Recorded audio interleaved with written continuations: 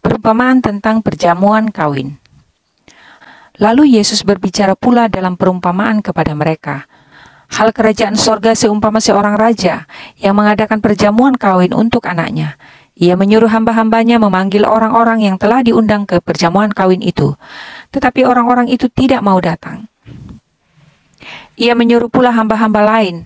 Pesannya, katakanlah kepada orang-orang yang diundang itu, sesungguhnya hidangan telah kusediakan, lembu-lembu jantan dan ternak piaraanku telah disembelih, semuanya telah tersedia, datanglah ke perjamuan kawin ini.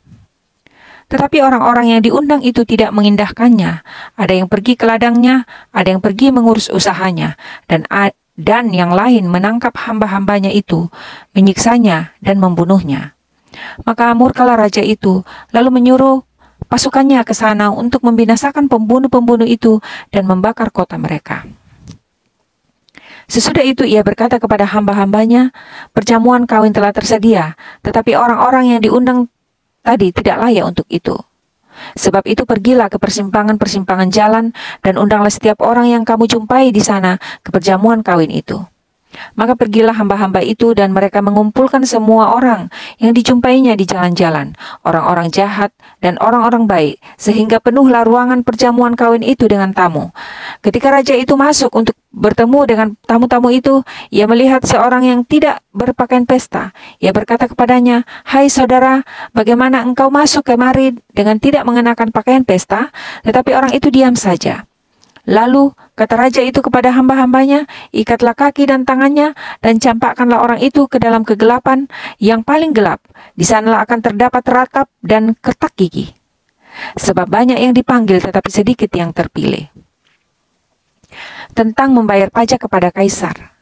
Kemudian pergilah orang-orang Farisi. Mereka berunding bagaimana mereka dapat menjerat Yesus dengan suatu pertanyaan.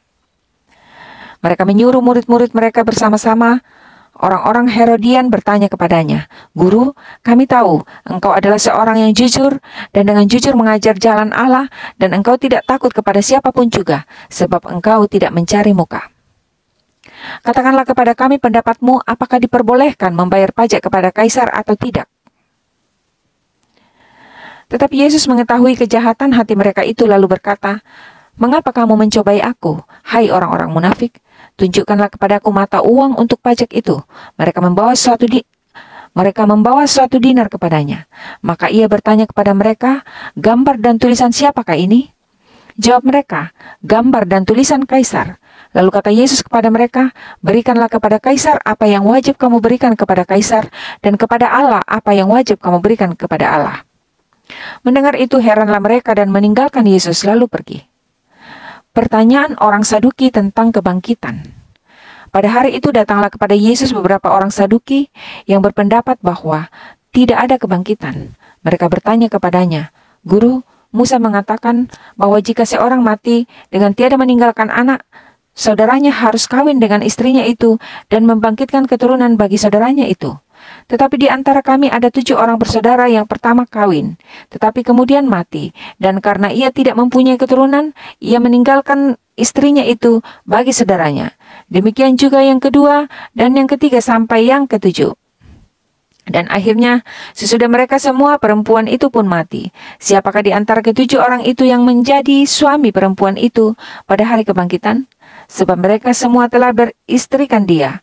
Yesus menjawab mereka, "Kamu sesat, sebab kamu tidak mengerti kitab suci maupun kuasa Allah. Karena pada waktu kebangkitan orang tidak kawin dan tidak dikawinkan, melainkan hidup seperti malaikat di sorga. Tetapi tentang kebangkitan orang-orang mati, tidakkah kamu baca apa yang difirmankan Allah ketika ia bersabda, 'Akulah Allah Abraham, Allah Ishak, dan Allah Yakub.' Ia bukanlah Allah orang mati, melainkan Allah orang hidup." Orang banyak yang mendengar itu takjub dan akan pengajarannya. Hukum yang terutama.